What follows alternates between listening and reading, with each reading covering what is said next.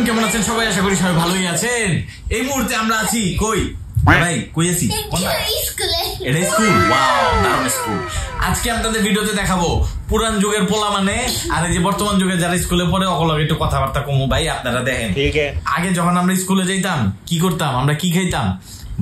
ভাতের বাড়ি আমার মা ধরাই দিত এত বড় বোঝা, তো লইতাম লগে এত বড় টিফিন গাড়ি ধরাই দিত, ওই টিফিন গাড়ি নিয়ে যাইতাম আমার।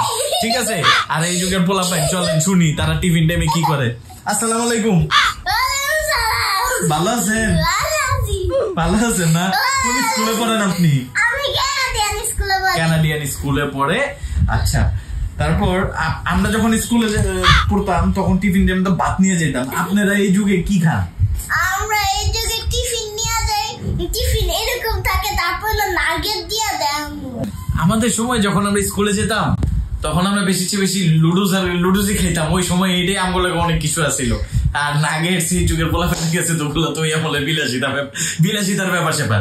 তখনকার যুগে নানি দাদিরা আস্তে করে মনে করেন আমরা যখন ভাত নিয়ে যেতাম বা অন্য কোনো আইটেম নিয়ে যেতাম, সেই সাথে আস্তে করে 20-30 টাকা হাতে বুঝাই দিত যে তোমরা টিফিন টাইমে কিছু খাও। তোমাদের যুগে কি মানে তোমার আব্বু আম্মু বা নানি দাদিরা কেউ টাকা পয়সা দেয়, ক্যাশ টাকা, যে তোমরা কিছু খাও টিফিন টাইমে? না।